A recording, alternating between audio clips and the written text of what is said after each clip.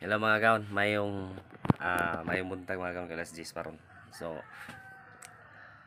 ah una sa tanan mga kaon no, pasalamat sa Ginoo mga kaon nga bisag paborita mga kaon kaya tagan gyapon tag grasya sa matag adlaw natong adlaw-adlaw nga panginahanglanon. So, mao gyud ang pinaka-importante mga kaon nga tagan ta og grasya sa Ginoo kay kung wala na nga grasya mga kaon unsaon nato pagkaon sa matag adlaw nga kinahanglanon nato. So, nalang ko'y nalang ko'y sige mo kog tan-og YouTube mga gawon ko niya. Updated pug ko sa kwan ba sa West Philippines Sea. Yan ang kabahay na sa West Philippines Sea murag gigil kay ko magtan-aw na mga gawon kay makahanap ko karon sa pagka na masulbad no nga mo man sinugdan jud sa kung mahitabo na mga gawon mo jud na sinugdanan sa gira World War 3. Pag masamok mo pala jud ang Pilipinas na mga gawon masamot na nga mahitabo yung World War 3 kay siyempre paggirahon ta sa Chinese kung mahitabo mo na mga gawon ang Amerikano nga na moapil yun kay alay na to ang Amerikano or alay ta sa Amerikano. So manginaot unta na ta nga dili ta mahitabo na mainguna na sama sa Ukraine mga gawon. Nahitabo sa Russia nagisulong sila. So kini mga gawon ang akong punto ni mga gawon nga na ako'y pangutana sa inyo nga kontento ba mo sa gipakita sa atong presidente about sa mga reaksyon niya sa West Philippines sa nahitabo dito sa West Philippines Sea. Kung kontento mo mga gawon ana nga mga may strategy niya mga gawon. So mo comment down below sa atong video mismo sa atong video mga gawon para may bawan ako kung kontento ba mo or against ba mo sa atong presidente. Comment gapon para mahibaw na to kung kinsa dili gusto ni Bongbong Marcos nga as a president of the Republic of the Philippines nga dili siya ganahan tungod sa mga past nga mga agihan. So ang ato karon man nga mga panghitabo para lang sa kuha mga gawon si Bongbong Marcos base sa akong sa akong pag-analisa sa atong presidente. Siyempre mga gawon dili gyud mo soko lang atong dili gyud makikira atong presidente mga gawon sa China yang gawas nga ang China high tech isa ra ta kabutuhan kumbaga mutabang man tuod ang Amerikano pero pulbos na ta. So kibali kung mutabang ang Amerikano nanay consequence pag once nga mutabang gira ang Amerikano diri sa Pilipinas mga gawon. Pag once mga gawon nga mutabang ang Amerika sa Pilipinas sa paggigira sa about tali China versus China nana siya kasamutan. So dili na basta-basta mo hilang Amerika nga muani nga mutabang kay magigira para matabangan ta. So nay kasabutan na mga gawon. So pasabot nga pag once nga mutabang siya sa Pilipinas nay kasamutan nga tanan mga resources diri sa Pilipinas ilang kwaon. So mo nay consequence mga gawon.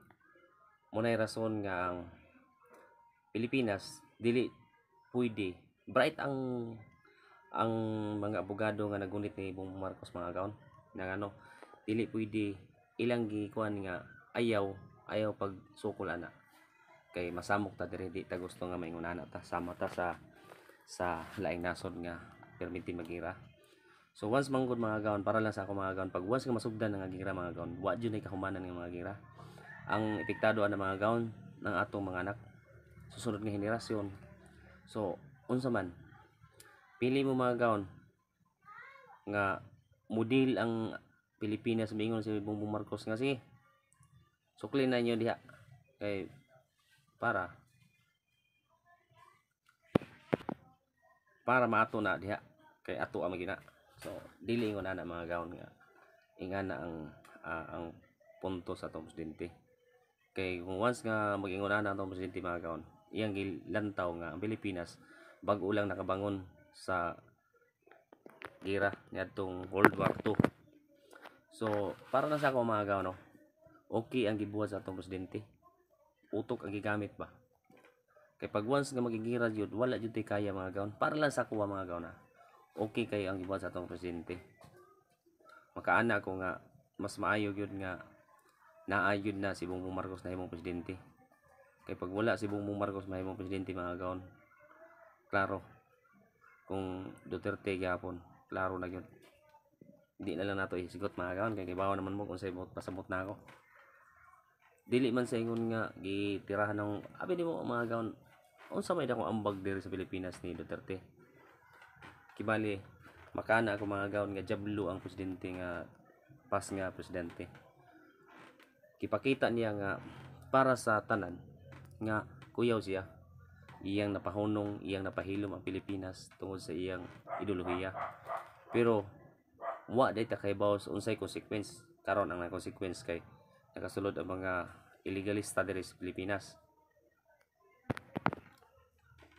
Mo na consequence mga gaon nga pagdagan ni presidente Duterte war on drugs.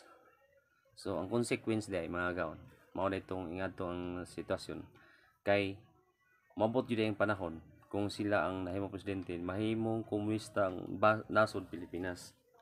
Ang ideolohiya sa China kibali pwede na ta maka-adapt. Usa ditong gingon ni Presidente Duterte nga himuonan niya syudad ang Pilipinas sa China. Yawa no.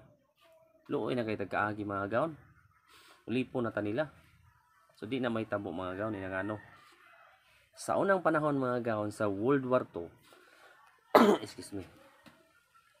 Ang nahitabo nakigira ang Pilipinas. Grabe nga to mga Pilipino sa una katong mga katigwangan kay nagigira gyud sila nya karon basta-basta na lang manhi ang China dire kay mo invade sa tuwa. Una-unaan nila nga napildi mga na sila sa una sa panahon nga Amerikano ug Hapon nga sundang lang ang dala ug bangkaw. Unsa na lang karon nga pwede na ta magamit og mga teknology nga mga kuyaw. So kung kuyaw sila pildi gihapon sila kay Pilipinas gud ni. Una-unaon ni mo kung ma-invade sa Chinese perting luoya na to. So diri lang mga gaon dugang nato na nga mga komento about sa atong nasod karon West Philippine Sea. Dili man tamayon ng mga geopolitical tension mga gaon at geopolitical pero nalantay nakuha kanang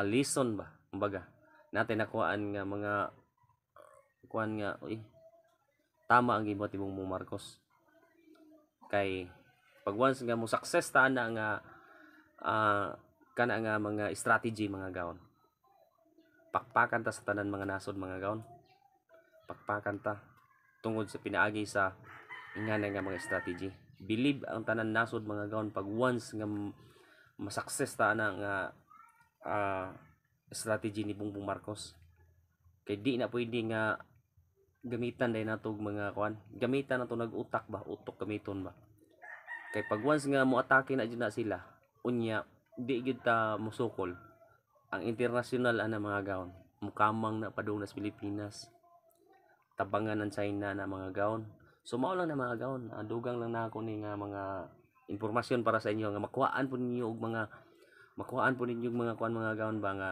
mga makuhaan ninyo mga analistar maka-analyze mga tama na yung gibuhat ni Bongbong Marcos no nga strategy nga di ta basta-basta musukol kay wa tay kaya so pag once nga atakihon data sa kuan atakihon to sa China ang international na mga gaon mukamang na padung diri sa Pilipinas makigira sa China so kita siyempre dito ako dito ang mga high-tech nga mga armas mga gaon pagsalig ta nila di piling China makabayad pa sila sa tuwa mga damage nila dito sa Pilipinas utok